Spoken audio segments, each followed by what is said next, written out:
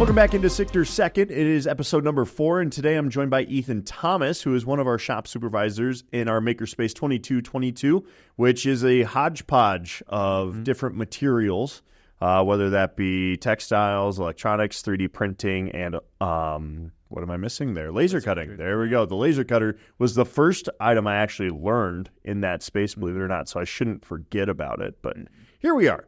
Ethan's nice enough to join me today. We're going to talk a lot about 3D printing, innovation within this innovation center, as well as Iowa State a little bit too, being that you're an Iowa State grad. But thanks for joining us on this episode. Yeah, thanks for having me. So first things first, kind of talk about your background, how you got here, where you're from a little bit.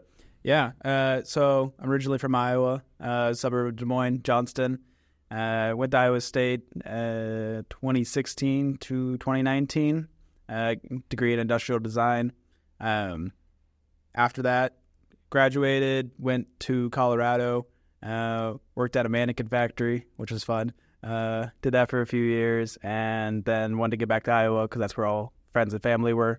So figured get back. Iowa State was hiring, worked out. Next thing you know. Yep, I'm here. So was this building just being finished then as you were graduating? Yeah, it was. I wouldn't even say finish. It was. I saw the elevator shafts being put in. Okay, that is the last point that I saw this building.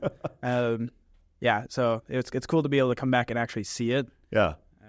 How much would you have utilized this place as a student had you been in industrial design? Oh, 100. Like, yes, all the time. Just most. I mean, for the laser cutters and the 3D printers. Yeah. Because when I went through industrial, we had some 3D printers. They weren't great by any means. Generally small build volume and everything like that. So having the Ultimakers that have the bigger build volume is really nice. And now the Bamboos for just quality and everything like that. Well, we'll talk a little bit more about the 3D printing side of what we offer in a bit. But first off, let's bounce back to Colorado. How does an industrial design graduate end up in Colorado doing mannequins of all things?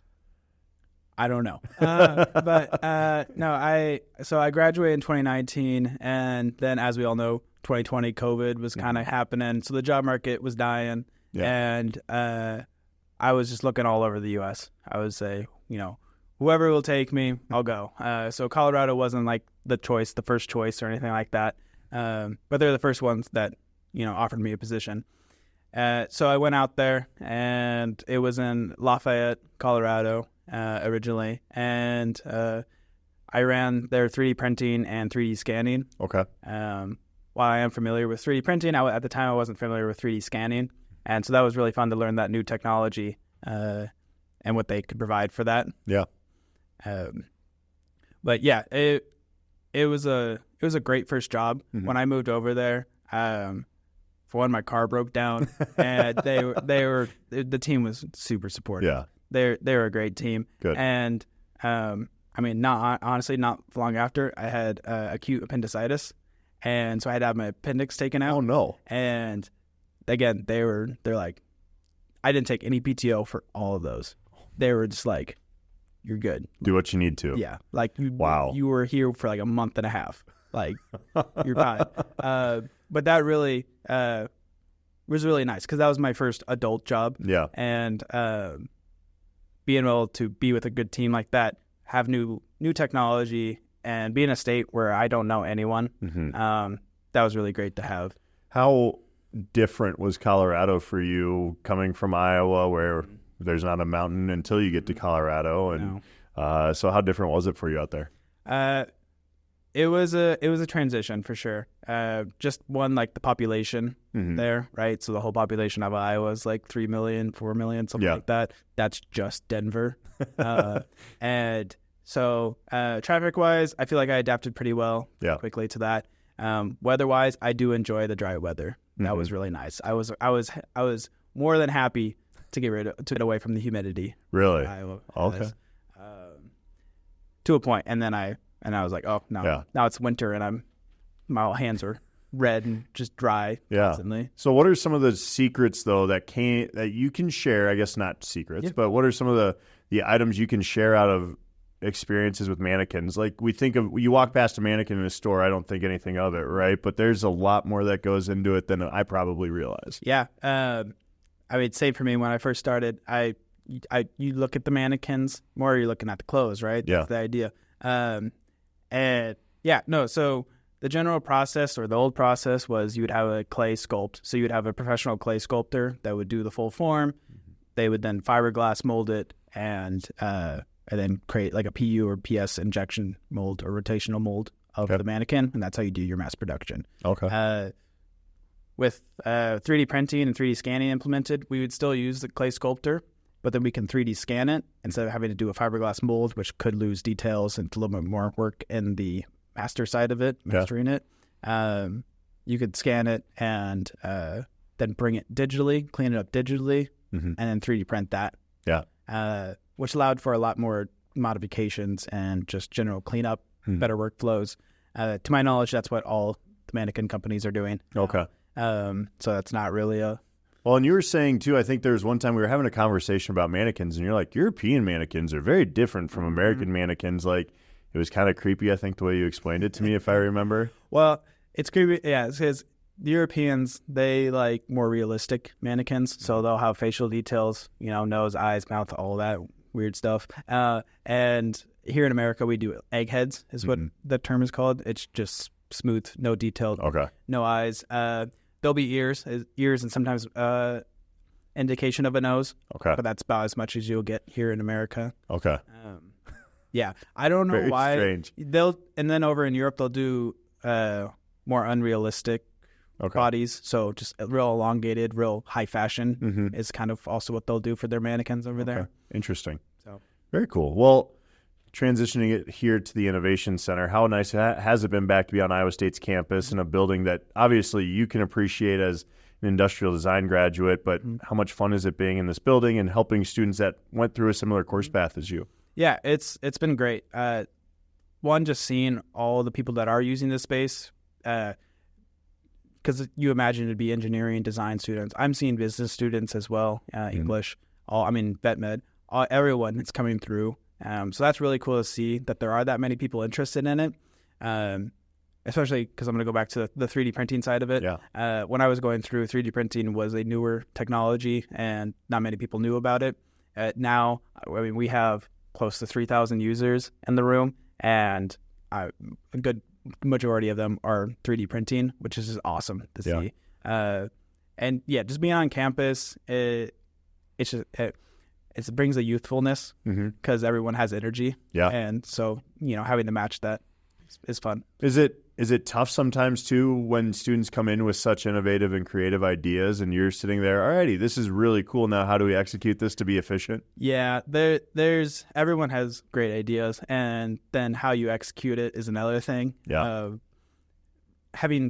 Setting good expectations for, this is what you're going to get out of, 3D printing, FDM 3D printing, or this is what you'll get at, SLA is going to be better for this. Resin printing is going to be better for this.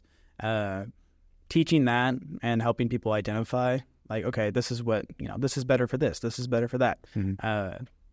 That's really gratifying. Yeah. What are some of the coolest things you've gotten to create since coming back on campus? I am going to throw a picture in of your scary Halloween nun that you put together for our All Makers Eve event in this, because that thing freaked me out when you round a corner and you see that. What else have you done though? Yeah, so besides the nun, I did Terrifier, Art the Clown head. They just had their third release movie, and so group of friends and I were gonna go see it, and then to surprise them, I made the main protagonist's head. Cool. So that was a really fun project. One, because that was something new for me. I was airbrushing for the first time. Okay. And I got to do that with the nun as well. Otherwise, I'm starting to work on Christmas gifts right now. Yeah. That's the main thing, is just trying to, Cool. You also helped out with one of the new architecture projects on campus too. Don't forget that one. I did. I forgot about it. That was a really fun project.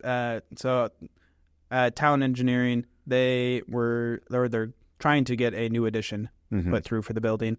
And they came to me with the architecture files, and I was able to go through, remove all the unnecessary and then parts, and then 3D print it at 1/49th scale. Okay. I believe, yeah. 101. 1/101 Okay. scale. Yeah. Wow. Yeah. So that was fun because that's something I've never done before. Yeah. Most of my 3D prints are more organic things, not structural. I haven't done any display models or anything like that, and so that was fun. Yeah. Cool. What are some of the coolest things you've seen come out of a student's projects as far as using the Ultimakers or the bamboos or the resin printers? There's always the fun like cosplay helmet stuff because that's where you can bring it back to like a cultural icon or something like that. You can know what they're doing there. I hear stories too of there was a student that did I don't know what the scale was, but a big 18-wheeler semi, and he's been able to put expensive tech in it, and I think it's like a $5 million thing at this point with all the tech in it. Yeah. There was a student over the summer that was 3D printing fingerprint molds, silicone molds. Yeah. And that was on the resin printing, and you were actually able to see all the fingerprint details through. Wow. And so then he was able to create a silicone mold to then trip phone scan. Like really? Login stuff. Interesting. It could be a good thing or a bad thing. It's for a class. That's what I was told. But yeah, they've already figured out how to get away from that. Technology wise. Wow. Phones. Okay. So it's more just this is something that they could do. Idea. Just testing it, having fun. Yeah. Speaking of testing, having fun, what are some of the things that you can do with 3D printing? I mean, between the resin and the filament printers. I think a big space for people would be either gifts for themselves or gifts for friends, gifts for people. That's where you can be real creative. If you have the skills digitally, you can create your own creation to 3D print, which is really rewarding. I do encourage that people go through and design something to 3D print all the way through to be able to see something you thought of in real life and have it be structurally sound is really good.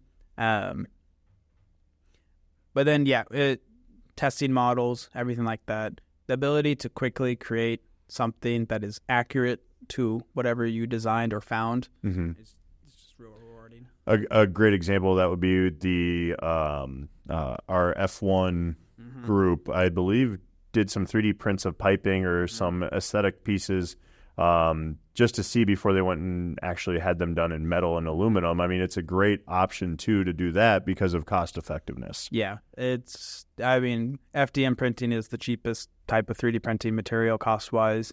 And the fact that they're able to do a test and get, actual good numbers from that it's not just like simulation stuff that they're running on software-wise, that's really useful. Cool. And so as you look forward to the future, what's kind of ahead in 3D printing? Like, what is waiting for us in the 3D printing world? I'm kind of throwing you on the spot on this one. No, you're fine. A lot of it with 3D printing right now is just cost reduction. They've gone down considerably in the few years that it's been around. 3D printing has been around since the 70s, but patents expired in 2012, 2010-ish times, and that's why it's exploded recently. Yeah. So optimizations with that, increases in speed and quality to match, better support removal systems, cleaner surfaces, under surfaces. I just saw there was a new 3D printer where they were printing within gel. Oh. And then they were able to then just essentially grab and pull the 3D print out of the gel. And, of course, it's sportless because the gel is what is supporting it. And then they're able to get really good surfaces. Interesting. Medical-wise, they've been 3D printing hearts and organs and everything like that for a while now. So getting that more down. So the ability to, if you don't have a match, 3D print one, right? Interesting. Yeah. We do have a couple of bio resin printers as well, not just plain resin printers, correct? Yeah, and so the biomedical ones are really cool because that's mostly used for dental is where the majority of the users are. Invisalign, those braces alternative. Yeah. Those are all 3D printed. Interesting. They were 3D printed, and then they create a mold of that. So it's just rapid production of different people's teeth, right? Cool. Everyone's different there. It's endless on 3D printing, it sounds like. I truly believe that 3D printing will be as common in every household as a toaster. Really? At some point, yeah. Once they find a way to keep costs coming down a little bit. I mean, but truly, personal 3D printers aren't overly expensive right now. No. You can go bottom line, go get a printer for $100, $150 bucks. Okay. And I mean, it'll take a little bit more tuning, but you'll be able to print as well as like $1,000 printer. Wow. Yeah. Very cool. So I'm going to follow up as we kind of get closer to wrapping up here. What does innovation mean to you? I think innovation to me means not being limited by what society says you can and can't do with certain things. The paperclip I'll go to is a tried and true design that through time everyone has said this is what works, right? But there's still people that make different types of paperclips, right? Whether that's just for aesthetics or for their own, what they want to get money off of and everything like that. Just because something is so common doesn't mean that there isn't better alternatives to it. And so seeing students here going through and doing stuff that does exist, and just coming up with new ideas, experimenting, it's really cool to see. Very cool. All righty, well, we're going to clap off with our quick fire here. You got 5 questions. All right. All righty, so first and foremost, best video game that you play on your weekend? I would have to say my favorite video game, or the best video game, is Rocket League. Okay. I think it's a great game for competitiveness, for casual play, and skill expression. Okay, cool. Yeah, it's all about the time you put in. All righty, good. As a student, favorite place on campus to get away from everything and just focus? I feel like it's kind of cliche, but I would say the library. Okay. There's on the second floor, there's some study nooks you can go into, and you have walls on both sides, and you are just focused in. Nice. Yeah, that's what, as a student, when I went through, if I was going to have to write a lot of stuff, I would just go in there, put my headphones in, and nothing. I would see no movement. It was just straight focus. Just get in that zone. Alrighty. If there was one tool or item in SICTR that you could learn, what would it be? I really want to get into welding. Okay. Metalwork. I think you can structurally. I mean, just knowing how to weld. Yes. It's just a useful thing to learn. So okay, that's where I want to go to next. Best worst pizza topping. So like pick the worst pizza topping that you love the most. This is a tough, like a word play here a little bit, but so what's the I guess let's go with this. What's the most obscure pizza topping you'll have on your pizza? Olives. Olives? You're not an adventurous pizza guy. I'm not. Pepperoni, sausage, cheese, ham, meat lovers, that kind of stuff. Throw some olives in there and you're set. Yeah, I could do that. Green peppers have recently got more into. Oh, okay. My mom would be proud of, get the greens in there. Yeah. I still won't do pineapple. Okay. That's not. It belongs on pizza. I'll disagree with you. But I have a thing my friends like the joke about. I don't like salt and sweet combinations. Okay. So that goes like with like Reese's and everything like that. I don't like when you mix salt and sweet. Really? Yeah. Okay. Should be their own things. Enjoy it in equal amounts. Hard stance on this one from you. I see. Like if I'm doing pineapple, it's going to have pepperoni and jalapenos on it. So then you get the salty, spicy, and sweet. Yep. It's a great tandem. Yep. And then last but not least, what is the number one coolest item you have seen printed upstairs? You don't have to mention names or hurt any feelings with this. Yeah.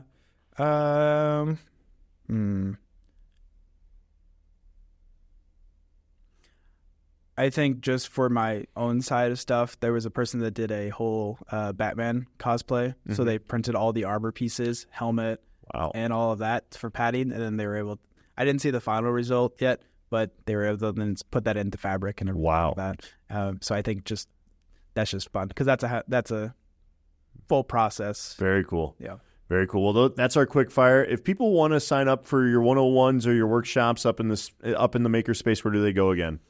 You can just go to SICTR.iastate.edu and go navigate to our Makerspace where there's a form out there you can fill to sign up for our Canvas page. Otherwise, you can just email us at SICTR3D print at iastate.edu, and then we can add you to the Canvas manually. Perfect. Love it. All righty. Well, there you go. Please come in, sign up, learn to use the Ultimaker, the Bamboo, or our Formlabs resin printers. Ethan wants to see you in, getting familiar with this stuff, because the more people in, the more he gets to see how much cool stuff you guys are all building out there. So thanks for joining us today. Yes, thanks for having me. All righty. Absolutely. We'll fill you in with the events here coming up at SICTR in just a bit.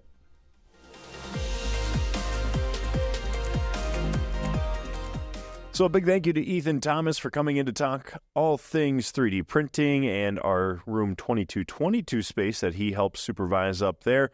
A lot of fun hearing from him. A quick look around what's happening here inside of the Student Innovation Center at Iowa State, upcoming events.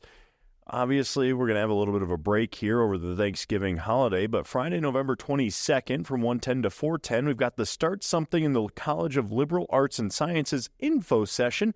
That will be in room 3254 for you. You can learn about innovation and entrepreneurship opportunities in the College of Liberal Arts and Sciences and tour the Student Innovation Center itself. There are 3 different sessions. First one starts at 1:10, next one at 2:15, and the last one will be at 3:20.